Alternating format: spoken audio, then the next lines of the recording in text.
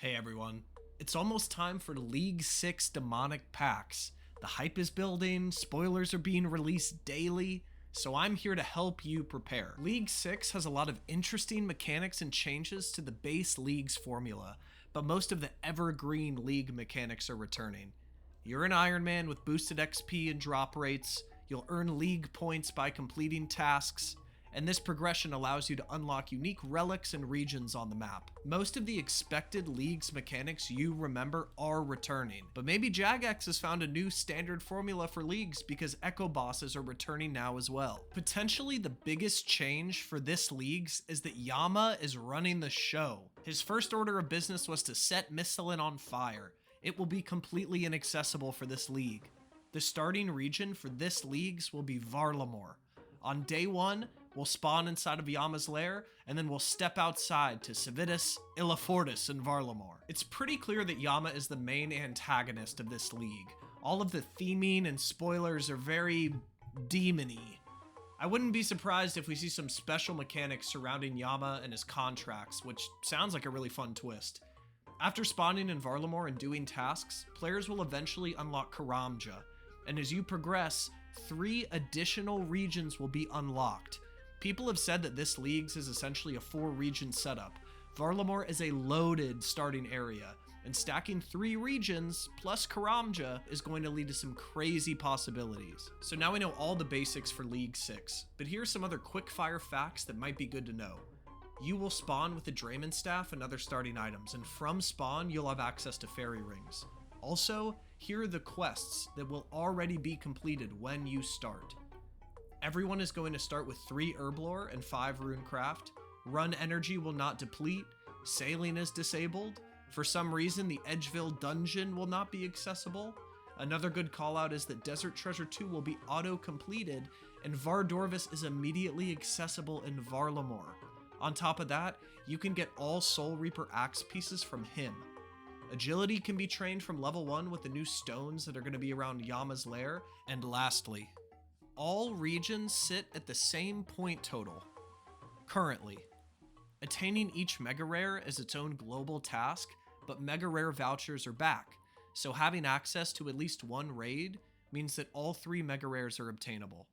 With all that information out of the way, let me, the guy making this video, give you, my captive audience, my unwarranted opinions on what melee, range, and mage routes might look like for this league. As a disclaimer, remember that lots of content is going to get spoiled leading up to leagues. I'm going to be pretty generic in my suggestions in the hope that the information is still useful, but make sure that you're checking the Old School RuneScape news post linked in the description of this video for updates, and keep engaging with leagues content. Creators are going to be at it every day leading up to leagues. So, Varlamore is a unique region with plenty of varied content for the early, mid, and late game. It's a guarantee that there are going to be some hot day 1 routes, so I'm not going to give you a step-by-step guide for the first few hours. Instead, my take is that all players of all styles should rush the Moons of Peril. One of the auto-completed quests is the Perilous Moons quest. That means that we can just waltz right into Moons whenever we feel ready. Moons is a 0-resource piece of content that drops amazing gear. All 3 styles are probably going to slap with full Moons gear and whatever crazy combat relics we end up getting. My early game is going to be built around completing tasks quickly while getting ready for Moons ASAP. Melee is the style I see struggling the most early. Effective melee weapons in Varlamore are locked behind some annoying requirements. You need 48 Slayer to kill Nagwa, and the Arcan Blade is not a viable early option because of the requirements to start the Final Dawn quest. Melee doesn't have any must-take regions. You can go in a few different directions, and there's a lot of fun to be had, but I suggest planning your early game gear progression as starting in Varlamore might slow you down if you're not ready. Range should be as effective as ever in this league's. Varlamore offers some big progression in Huey armor, the Sunlight Hunter's crossbow, and obviously the quiver. Quick side note that the Hunter's crossbow required to make the Sunlight Hunter's crossbow will be available at the Sunset Coast charter ship.